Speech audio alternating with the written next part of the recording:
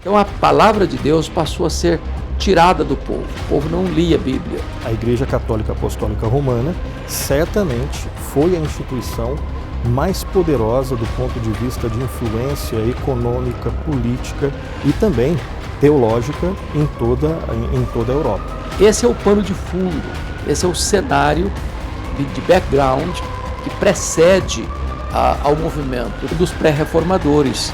O final da Idade Média ali na Europa mostra claramente que o povo vivia um desespero existencial, um vazio espiritual, que deveria ser tomado por uma mensagem verdadeira. Não se pode mudar a realidade espiritual de um povo sem que esse povo tenha a Bíblia na sua própria língua.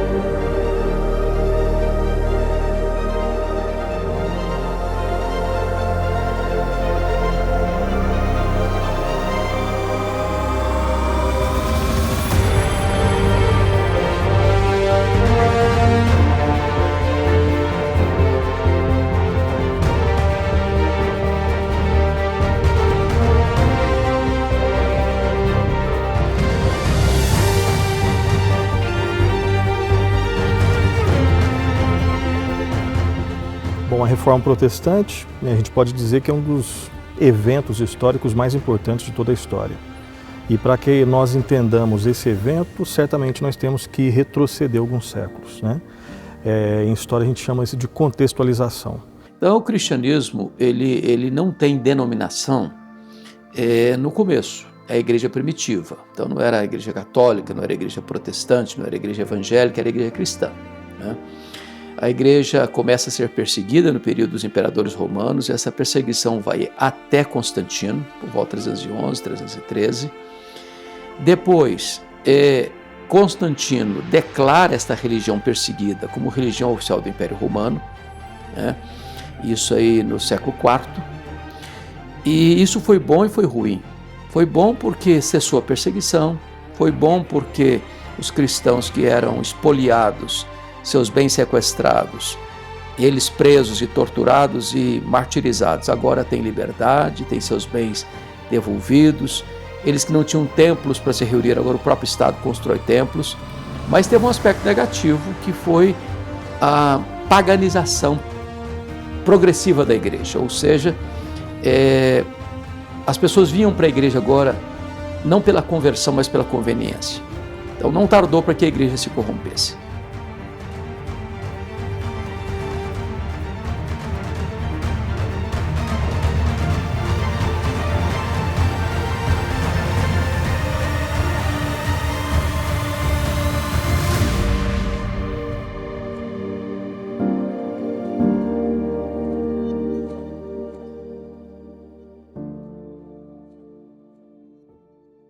Nós temos do 1º ao 5º século o período da patrística ou dos pais da igreja. Começa-se então do 5º século ao 15º século o chamado período da Idade Média ou da patrística, que foi batizado também como Idade das Trevas. Os eventos que marcam o início e o final da Idade Média, mais ou menos, né? Basicamente são a queda do Império Romano do Ocidente, a queda de Roma, em 476, e vai até ali o século XV, em 1453, com a queda do Império Romano do Oriente. Nesses 1000 anos, muitas coisas aconteceram. Nesse tempo, a igreja agora se torna uma igreja denominacional, católica. Era uma sociedade bastante dividida, bastante estratificada. Então você tinha, no topo da pirâmide social, você tinha ali o clero e alguns membros da nobreza. Você tinha no meio dessa camada social, dessa pirâmide social, você tinha aí realmente os membros da nobreza e a maioria das pessoas eram os camponeses. Todos eles eram influenciados pela igreja majoritária desse momento, que era a Igreja Católica Apostólica Romana. O papado como instituição começa de fato em 607, com Bonifácio III. E a partir daí a igreja passa a se tornar a dona do mundo, dominando a economia, dominando a ciência, dominando as artes, dominando as outras áreas da vida, como a religião, né, a economia. E então, com a corrupção da igreja, com os desvios da igreja, com a adoção de doutrinas estranhas à palavra de Deus, a igreja foi se corrompendo. Aos poucos, essa igreja ela começa a introduzir em suas práticas, em suas doutrinas, vários elementos extra-bíblicos. Como o dogma de Maria, né? A Maria como Imaculada, Maria Mãe de Deus, Maria Mediadora, Maria Corredentora, mais tarde Maria Rainha do Céu, purgatório, confessionário, a tradição, as relíquias, a veneração das imagens, né? O culto aos mortos e mais tarde a infalibilidade papal, tudo isso vai se desviando a igreja da rota. Você tem ali no final da Idade Média um período onde existiam 3 papas, né?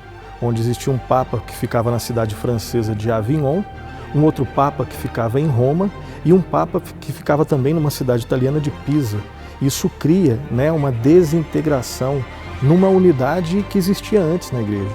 A palavra de Deus passou a ser tirada do povo. O povo não lia a Bíblia. Aliás, havia um analfabetismo muito grande. Então, a ignorância é a ferramenta para a escravidão de qualquer povo, seja na questão religiosa, seja na questão política, seja em qualquer outra frente da vida. Então, a igreja estava dominando o mundo e o povo rendido à ignorância espiritual.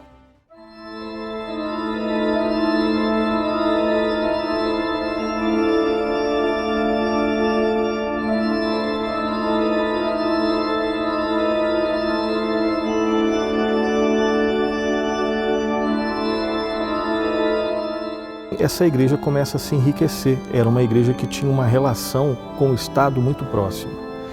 Aos poucos, o elemento teológico ele é secundário, terciário, e as questões relacionadas a militarismo, as questões relacionadas ao aspecto político, principalmente econômico, elas começam a se intensificar. A Igreja Católica Apostólica Romana certamente foi a instituição mais poderosa do ponto de vista de influência econômica, política e também teológica em toda a Europa, em todo o mundo ocidental, digamos assim.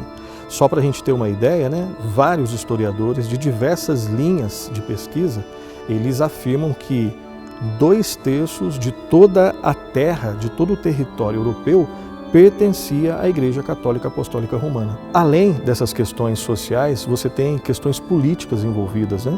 Principalmente dentro da igreja, que vão gerar diversos escândalos. Quando você se preocupa menos com o aspecto teológico, menos com o aspecto bíblico e mais com a questão da manutenção do poder econômico e político, certamente você tem agora padres, párocos, arcebispos e inclusive diversos papas que não tinham certamente, inclusive na opinião de católicos, nenhum tipo de vocação religiosa dirigindo religiosamente a igreja.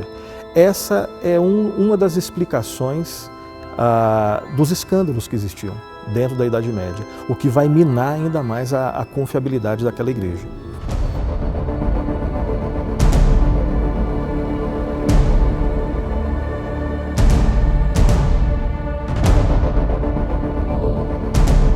Existiam as pendências das crises, as tensões políticas econômicas lá no Oriente Médio, principalmente porque ali na Terra Santa, e é santa para os cristãos, num certo sentido, porque Jesus Cristo veio de lá, para os judeus, porque todos os grandes personagens judeus são de lá, e também para uma religião que surgiu na Idade Média, que foi o islamismo. As cruzadas basicamente foram movimentos militares dos cruzados cristãos medievais em busca da reconquista da Terra Santa que estava sob o domínio dos muçulmanos. Existiram vários movimentos cruzados, a primeira cruzada, a segunda cruzada, a terceira, a quarta, a quinta, a sexta, a sétima. Existiu a cruzada das crianças, né? Enfim, e nenhuma realmente conseguiu o objetivo de resgatar a Terra Santa do domínio dos muçulmanos.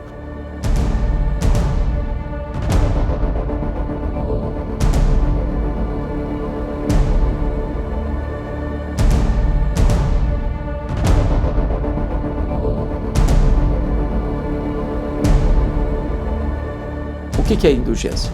Era a venda de perdão de pecados, onde o Papa dava uma bula conferindo perdão de pecados para 1 ano, 5 anos, 10 anos, 20 anos, dependendo do dinheiro que entrava, o Papa assinava uma bula de perdão perene, de perdão perpétuo. Essa era uma prática utilizada na Igreja Católica Apostólica Romana um pouco antes da Reforma Protestante. Ali, na eclosão da Reforma Protestante, chega no momento ali que a coisa explode, mas isso já acontecia antes. Além das indulgências de perdão de pecados, vendia-se também a libertação da alma que estava atormentada no purgatório. Então, se a pessoa crê num negócio desse, imagine você, olha, seu pai, seu avô, sua mãe, sua avó, seu tio, sua tia, até seu filho, sua mulher, seu marido, morreu e está lá atormentado. Agora você pode ajudar. Dependendo do dia que você der aqui, a cada moeda que cair nesse gasofilasse aqui, uma alma pula do purgatório para o céu. Então isso era uma coisa que mexia com o emocional das pessoas.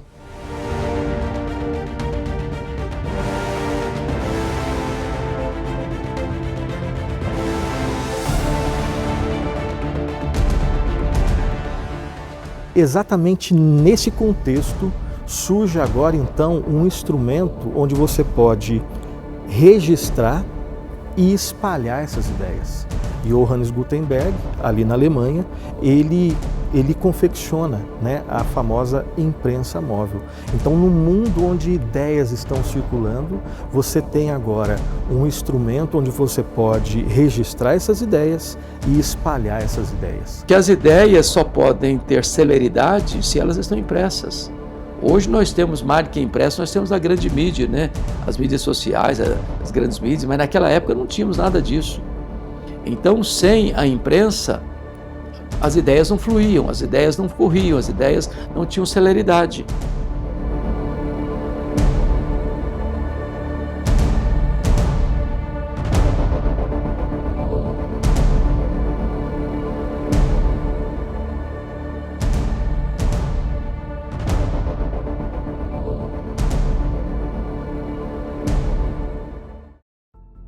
A Renascença surge como resposta. O Renascimento basicamente pode ser entendido como um movimento de avivamento cultural e que representava um movimento de volta aos valores lá da cultura clássica greco-romana, inclusive privilegiando, teologicamente falando, alguns aspectos lá da patrística. Então os artistas eles se encantavam com os valores gregos e romanos. Os valores de simetria, de beleza, de liberdade artística, de prazer também. E vários desses valores não rimavam com os valores ali da Idade Média.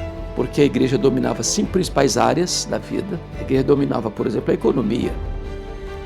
E aí começa uma nova classe social na Europa, que é a burguesia. As viagens marítimas, a descoberta de novos mundos. E aí a economia saiu das mãos da igreja. A igreja dominava as artes. Um pintor, um escultor, ao fazer um quadro, ele tinha que passar pelos óculos da igreja, pelo viés espiritual, pelo sagrado. Aí você vem Miguel Ângelo, Leonardo da Vinci, que quebra esse paradigma e as artes saem da mão da igreja. A política era dominada pela igreja. O rei é que punha reis e depunha reis, até que Maquiavel escreve O Príncipe. E o poder político sai das mãos da igreja. A ciência estava nas mãos da igreja. Era a igreja que dizia se era verdade ou não era verdade científica. Até que Nicolau Copérnico descobre e afirma que o mundo não é geocêntrico, mas heliocêntrico. Era uma coisa radical na época, e hoje nós sabemos que o mundo, o Sol, também não é o centro do universo. Nós somos apenas uma pequena galáxia diante da vastidão de mundos estelares que existe no universo. Mas afirmar que não era o Sol que girava em torno da Terra, e sim a Terra em torno do Sol, já era uma revolução louca para a época, e Copérnico não teve coragem de fazer essa afirmação em vida, só no final da vida. O seu discípulo Galileu Galilei vai fazer essa afirmação e vai ser preso por isso. E ele tem que negar sua convicção científica para não ser morto pela Inquisição. E quando lhe perguntaram na prisão, você crê que a Terra gira em torno do Sol? Você nega isso? Ele respondeu, eu nego, mas que gira, gira. Né? E finalmente, a religião estava nas mãos da igreja. O que importava não era o texto da Bíblia, eram as notas de rodapé que a igreja colocava. Para o católico romano, lá na Idade Média, para as autoridades eclesiásticas, aquelas que falavam, ensinavam sobre teologia, a tradição ela está acima das Escrituras. Não foi as Escrituras, ou melhor, não foram as Escrituras que formaram a igreja, mas é a igreja que formou as Escrituras. Esse é um ponto fundamental que vai guiar todo o pensamento católico medieval, inclusive até os nossos dias. A reforma deve muito à Renascença. Foi um movimento cultural, não foi um movimento religioso. Um movimento cultural, mas que tira as peias da igreja, favorecendo, facilitando, acelerando o processo da reforma.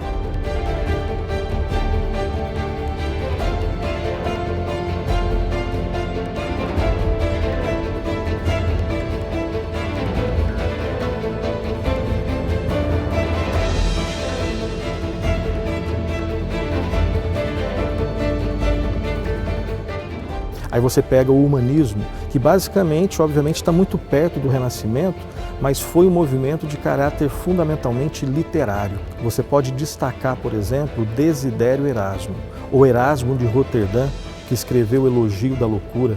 Ele escreveu um Novo Testamento em grego, ou seja, as pessoas voltaram a estudar, não o latim, que já era estudado, mas agora o grego. No estudo, então, do Novo Testamento em grego, descobriram-se várias inconsistências em termos de tradução na Vulgata, que era a versão utilizada oficialmente pela Igreja Católica Apostólica Romana. Esse é o pano de fundo, esse é o cenário de background que precede ao movimento dos pré-reformadores, começando na Inglaterra, na Boêmia e até mesmo na Itália.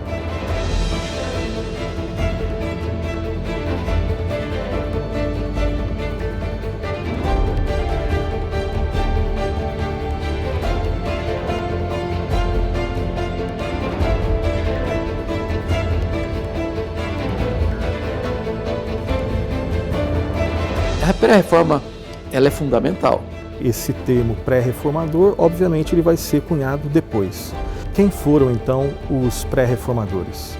Foram personagens importantes de dentro da Igreja Católica Romana, principalmente professores de seminários, professores de escolas teológicas que, no estudo sério das Escrituras, descobriram doutrinas que já eram defendidas desde os tempos bíblicos e também na época da patrística.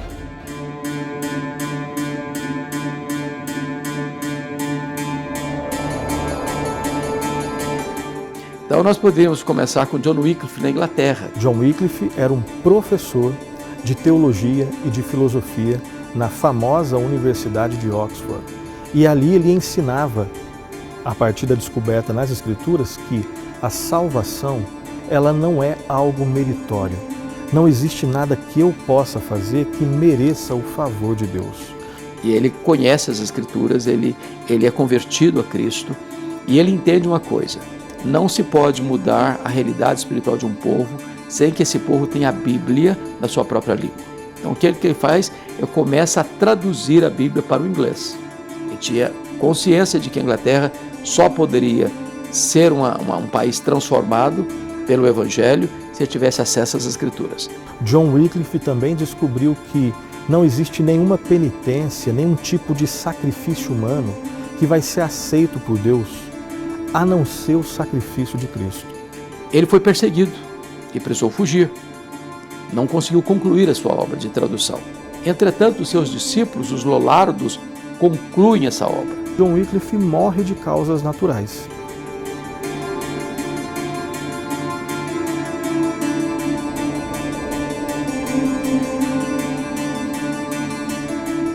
John Wycliffe estava lá na Inglaterra, John Huss na região da Boêmia. E ali na Boêmia ele começa a pregar essas ideias, que a salvação é um ato exclusivo da graça de Deus, mediante a fé somente no Senhor Jesus Cristo. Era um pregador muito vigoroso e ele foi alertado a parar de pregar, a negar as suas convicções, a negar suas obras, e ele não aceitou, e ele não se curvou, ele não retrocedeu, e ele foi preso, ele foi condenado à pena de morte, ele foi queimado na fogueira. Os livros de história deixam bem claro que enquanto ele era martirizado, ele agradecia a Deus e orava pelos cristãos no mundo todo. E diz os historiadores que quando John Huss estava sendo queimado na fogueira em praça pública, ele fez uma profecia. Hoje vocês estão matando um ganso, Huss, mas Deus levantará uma águia e esta vocês não poderão matar.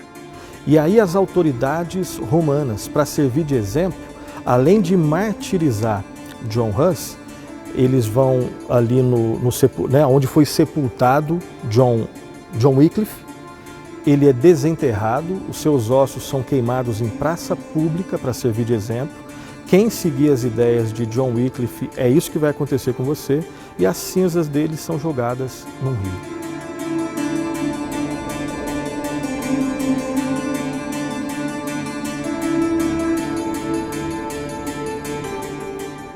Depois vem um outro elemento muito importante que é Jerônimo Savonarola, na cidade de Florença, na Itália, lá nas barbas do Papa. Que ele não tinha toda essa robustez teológica desses dois primeiros personagens, John Wycliffe e John Huss, mas ele era uma espécie de agitador político guiado por ideias teológicas. E ele discordava também da Igreja Católica Romana em várias dos seus dogmas. Pregando com muito vigor, a ponto de impactar a cidade de Florença, de produzir grandes mudanças na cidade de Florença, e ele também foi martirizado pela Inquisição Romana.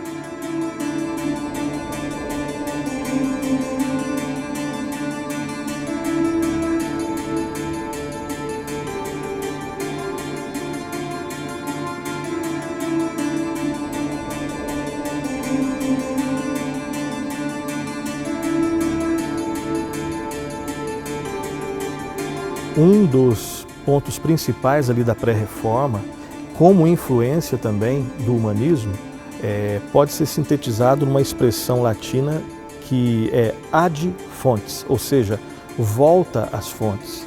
E qual seria essa volta e quais fontes? Seria a volta às fontes originais do Novo Testamento. Então você tem, por exemplo, John Wycliffe, lá em Oxford, fazendo a tradução do Novo Testamento da Vulgata para o inglês, na língua do povo. Esse é um ponto que vai ficar muito conhecido na Reforma Protestante. Você popularizar a Bíblia, entregar a Bíblia na linguagem do povo. Você tem também outro personagem muito importante lá na Inglaterra, William Tyndale, que consagrou a sua vida, basicamente, à tradução da Escritura, a tradução da Palavra de Deus, agora dos originais, hebraico e grego.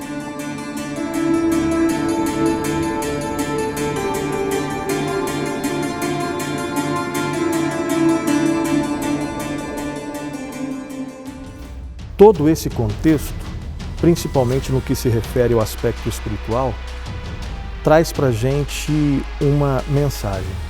O final da Idade Média ali na Europa mostra claramente que o povo vivia um desespero existencial. um vazio espiritual que deveria ser tomado por uma mensagem verdadeira. No campo secular, diríamos nós, é o cenário da Renascença. No campo religioso, tem o campo dos pré-reformadores. Então, era uma gravidez que, na hora certa, chegou a hora do parto. Chamaríamos esse filho desse parto a Reforma Protestante do século XVI.